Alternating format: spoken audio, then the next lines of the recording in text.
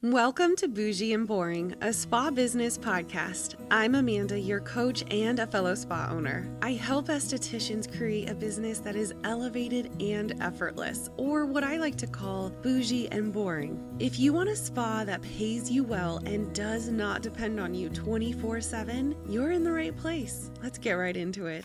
Hello, fellow spa owner. Today, we are starting a 3-part series on one of the most powerful leadership tools that I love to work with other spa owners on, and that is called the 90-day employee reset. It's something that I have used many times in my spa, and it's something that I am always encouraging other spa owners to use in their spa with their team members. It is something that is so powerful and will truly show you the strength of your team and the capacity of your team, the capability of your team. It's just, there are so many positive things that come out of this. And sometimes, yes, the reality is sometimes you will lose a team member by doing this 90-day reset. And it's not because they failed at anything. It's because you made sure that your expectations were being maintained and they were very clear, and they just were not able to meet those expectations. And it's not something where you go through this process and you're like, oh, you failed, goodbye. It is actually the complete opposite of that. It's like more so, hey, these are my expectations. I need you to do these things because this business needs money to run, and you generate money in these different ways. And that's why I need you to hit these benchmarks. And if you can't hit those benchmarks, let's work together. Let's work together to figure it out and to get it done. And as long as someone is willing to try, and I am seeing that effort put forth, that's really all I'm asking for. So if the effort is there, the desire to work hard and be curious is there, I think it will always turn out for the better. I will just let you know ahead of time before I dive into everything, I have had to let team members go because of this 90-day employee reset. Sometimes it's at the end of the 90 days. Sometimes it's not even 2 weeks into the 90 days. And this all came about because there was a time in my business career, my entrepreneurial career, where I was dreading going into work. Not because I was dreading seeing clients, it was because I was dreading seeing my team. And that is a terrible feeling because I chose those people.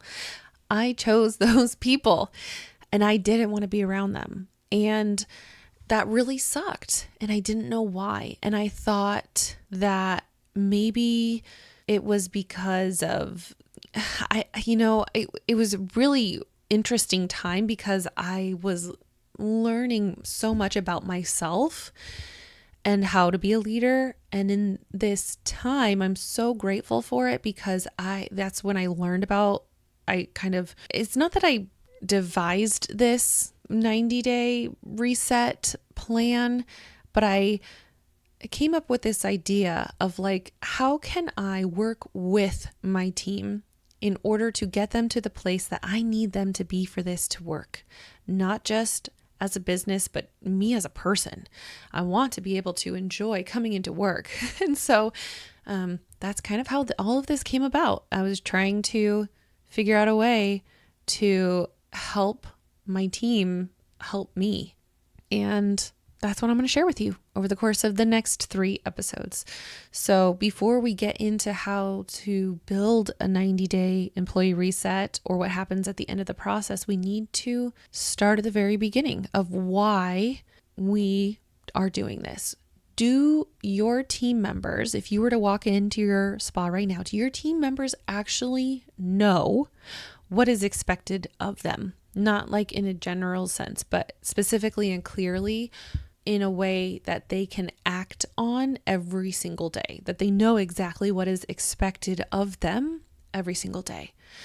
If you can answer that, that's great. That's already half the battle. by the end of this episode, you're going to understand why clarity in the foundation of every high-performing spa team is so important. And you're also going to know how to identify, if a team member is struggling, where they're struggling. Is it a gap in support, or is it because this role just genuinely isn't a good fit for them? And how to reset the conversation in a way that feels like it's actual leadership and not you scolding them or getting them in trouble or anything like that. Let's go. Okay, so let's start here.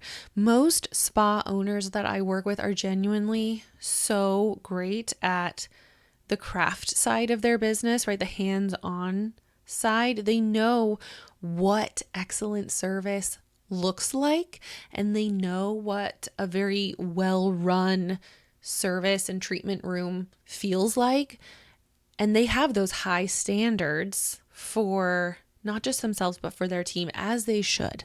But translating those standards into clear, communicated expectations for their team is where things get kind of lost in translation. Those things can look like SOPs, which stands for Standard Operating Procedures. SOPs is something that's kind of like talked about as if it's like a common thing in the business world. And it's essentially just, how do you do something? How is it done? And so if you don't have that clearly defined and laid out, that's the first step. Second is knowing what success looks like once that task, that SOP, is complete. So, for example, here's a Brazilian wax. This is how you do it. What success looks like is finishing it in a designated amount of time, turning your room over with enough time for you to grab your next client on time. Did you offer retail to that person? At least one retail product, right? So these are just examples. I could go on and on and on. But so this is not a character flaw, right? This is not an attack on you or the person, the employee that you're talking to. It's just a gap that nobody really teaches us about in business. And when you're coming up in this industry, you're trained on the technique and the sanitation protocols and maybe a little bit of client experience or product knowledge, right? Those are things that you can very easily get access to, and that a lot of businesses or companies are always trying to teach you. Not just the schools, obviously, are teaching you all the sanitation protocols and the service and treatment protocols, but like the retail is being, typically there are lunch and learns. People come in and they teach you about their products. They give you samples. It's fun. It's exciting, all those things, right? But nobody really teaches you how to clearly define performance expectations for a team. Especially, like, I find that a lot of my one-on-one clients are struggling with how to define success as a front desk, like for their front desk role, because typically someone who is a spa owner is really comfortable working on the client. And then when you hire someone who's not working on the client but is still expected to somehow bring in revenue, there's like that kind of a disconnect. So this applies to all members of your team, not just an esthetician. Okay. What ends up happening is that your expectations live mostly in your head and they're communicated through osmosis or through watching, right? Through, oh, just see how I do it. I'll give you some occasional feedback. And usually that feedback has more to do with feelings than anything specific. And then that employee is left kind of to assume what is expected of them, and they can't read your mind. So they have no idea, and they've never owned a spa. So they have no idea.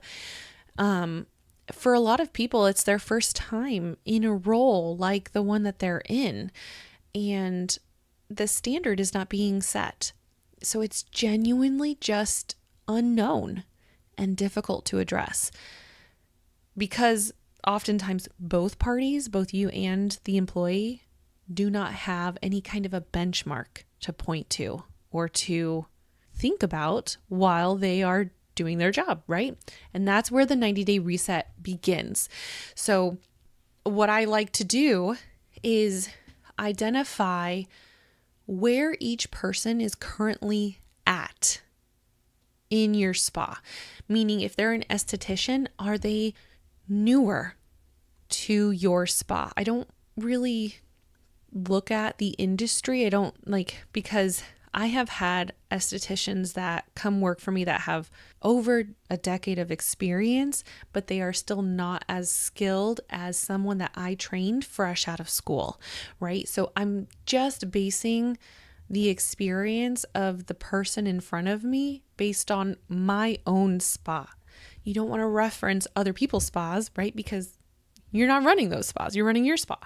Think about where that person is right now. Maybe it's an esthetician she's been with you for 3 or 4 years now, and you feel like she's dragging her feet. She doesn't look excited to come into work. She's like hardly making eye contact.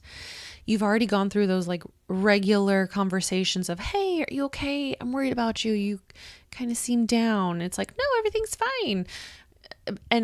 But you're still noticing, okay, well, the booking percentage is going down, down, down, and retail to service is going down, down, down.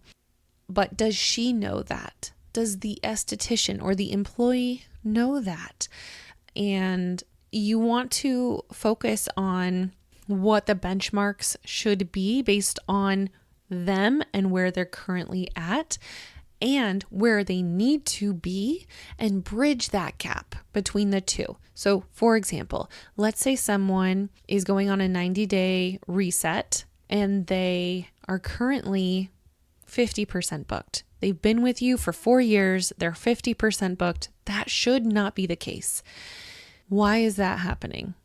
So you're going to sit down with your employee, talk to them, let them know what their numbers are.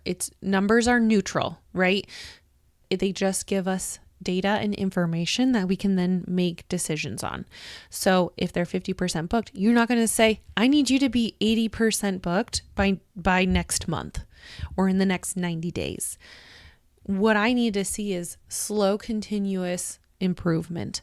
So that means, okay, if the end goal is 80% booked, what are we going to do in the next 2, 3, 4 weeks that's going to slowly increase your booking percentage?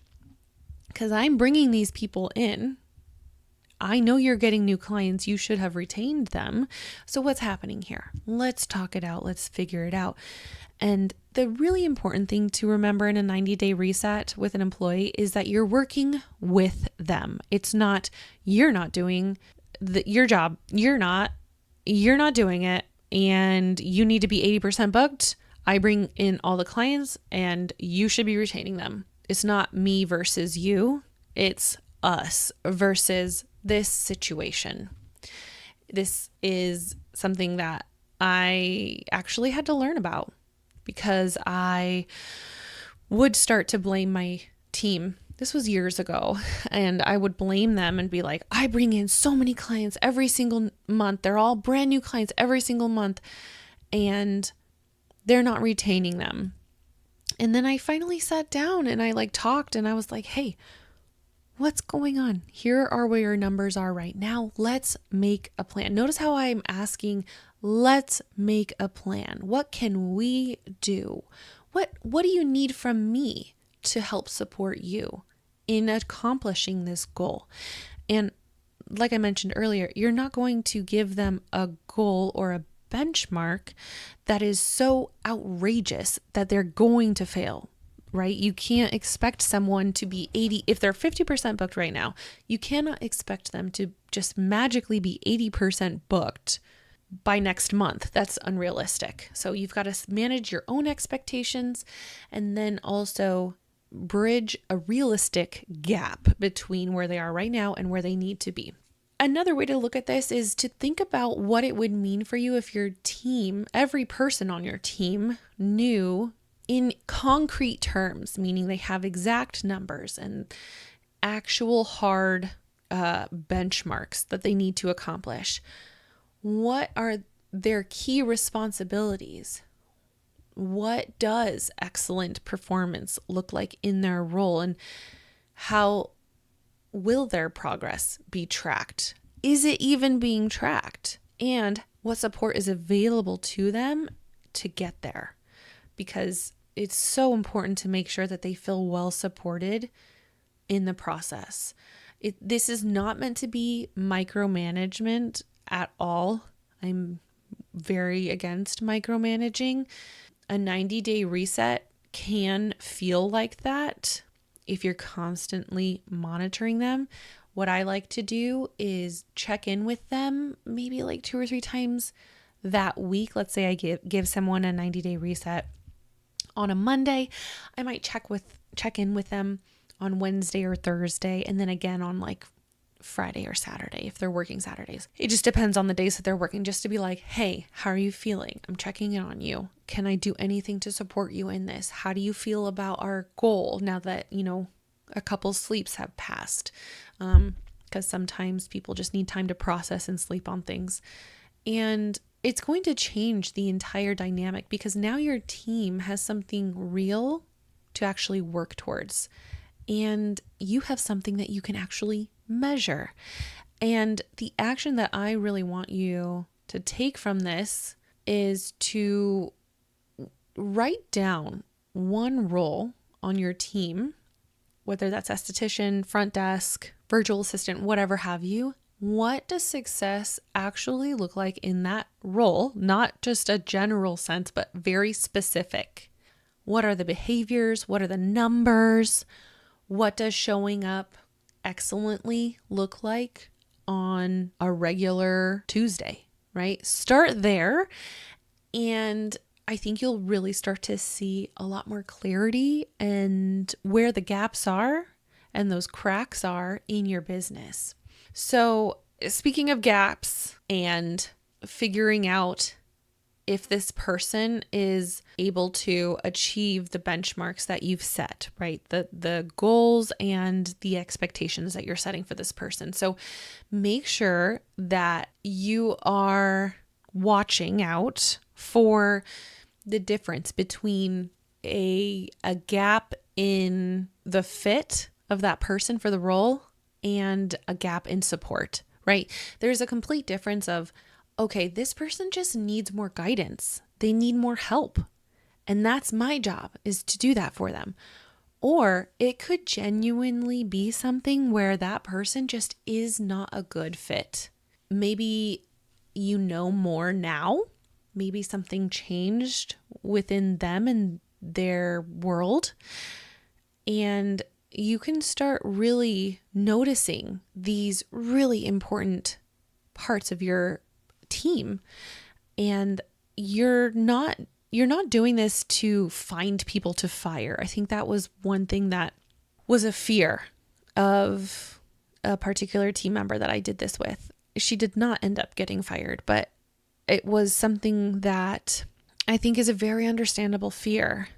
And once you start looking at your team through this new lens of clarity, something really, really awesome starts to happen. You start to see your team members really start to excel more accurately in their role, because now they know, oh my gosh, I'm not just guessing anymore. And that's an awful feeling, to start guessing at your job. And nobody wants that. If a team member is not performing well, or maybe the way that you had hoped, it almost always comes down to there is some type of a miscommunication on expectations, and they just need more support from their supervisor. Whether that is more training, clear direction, or feedback on their work, and accountability. I think that's something that I have discovered through helping other spa owners do this. I've discovered that the accountability portion of this tends to be the more difficult part, because we don't want to be the bad guy, and we don't, as someone who is a people pleaser, and I've actually changed my mindset around this over the years, I am a people pleaser. But the people I am trying to please have shifted. I know I would be doing somebody a disservice if I did not help to develop them into the best version of themselves. They will be so much more successful in their career if I help them get more disciplined in their time management, in their customer service skills, in their sales skills.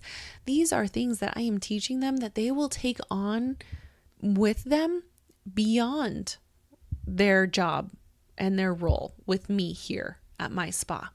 It's going to be something that they carry with them for their whole life. So that future version of them, that's who I'm trying to help. And that is kind of how I've shifted my mindset to be like, wow, I am people pleasing, but it's not the person that's sitting right in front of me. It's the future version of that person. It's myself. It's my family and my kids and the people that I care about. It's clients.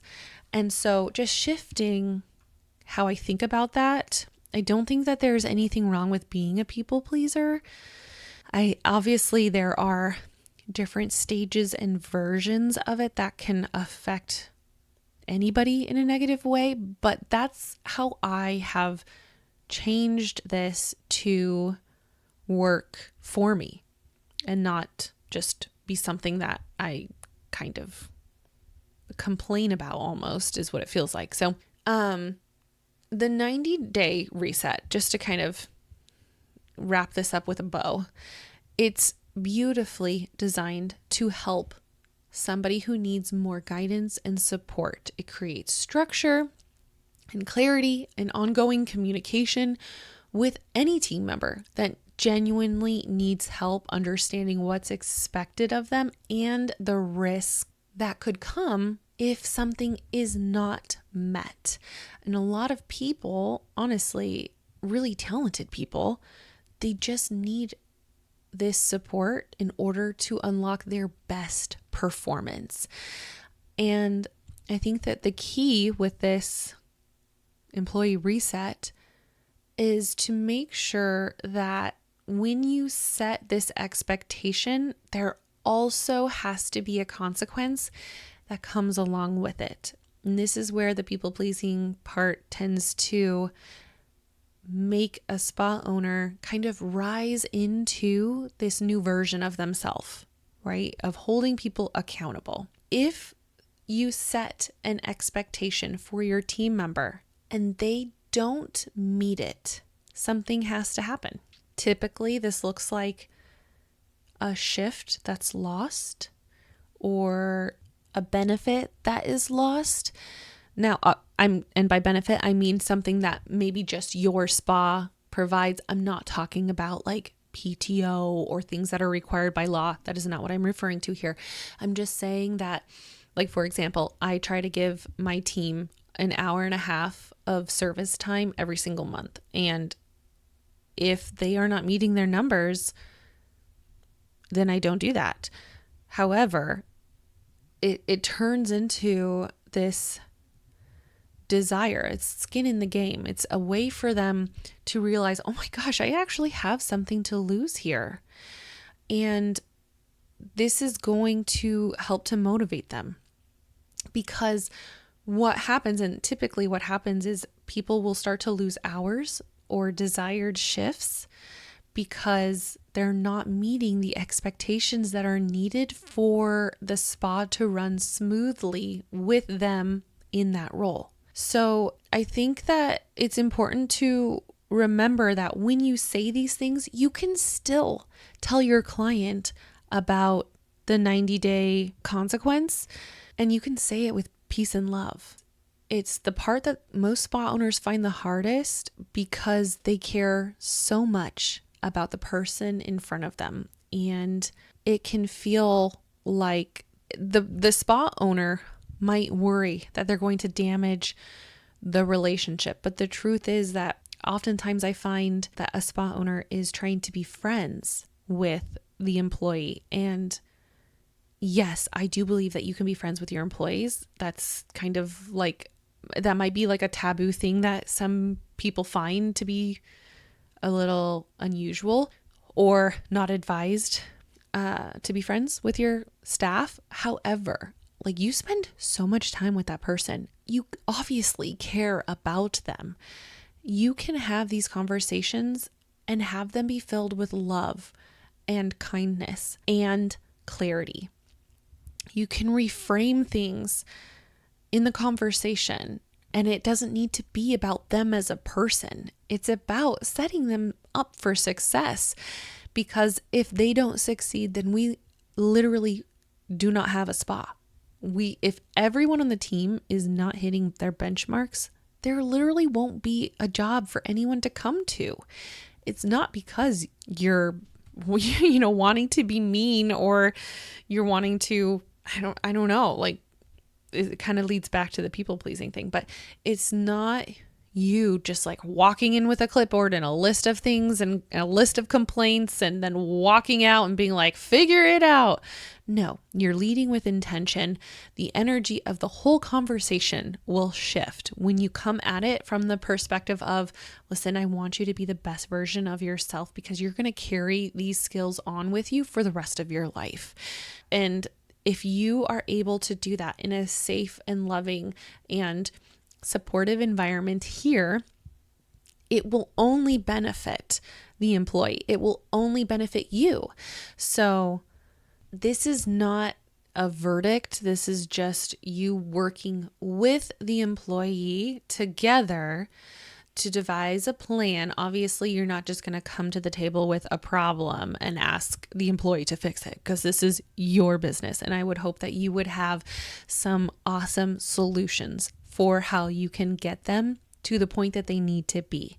Your action item for this episode is that before you schedule this conversation with this employee, write down 2 to 3 very specific things that you want to address with them. And for each thing, write down what the positive expectation would look like going forward. Not just, this isn't working, you need to fix it. But here are some things that we can do instead. What feels good to you? What doesn't feel heavy? And walk into that conversation with solutions and not just a problem. So I hope that helped kind of get your gears turning and figuring out, wow, like maybe this is something that I need. And in part 2 next week, we're going to go into more of the mechanics of how to actually build a reset, an employee reset that works, and how to set goals that are specific enough to be meaningful and not overwhelming, and your check-in rhythm and what it should feel like and look like, so that it doesn't become something that, 1, fades into the background, or 2, is micromanaging, right? It can swing in both extremes, and we don't want that. So if this landed for you today, I would love it if you would leave a review and just tell me what your thoughts are. It really helps this show grow, and I am trying to get more spa owners just like you who are doing the work of real business and building real teams. And I am so passionate about what I'm doing. I am doing it right along with you. I might be 10 or 20 steps ahead of you, but I am reaching my hand back and telling you, come on, this is the direction we need to go. It's awesome over here. Come with me. So I will see you in next week's episode. And until then, peace and love, my friend. If you enjoyed this episode, then you'll really enjoy my free training where I show you the exact system that I use in my own spa to pay myself more. Head on over to amandaluisaconsulting.com/more to download today. I'll see you next week on Bougie and Boring.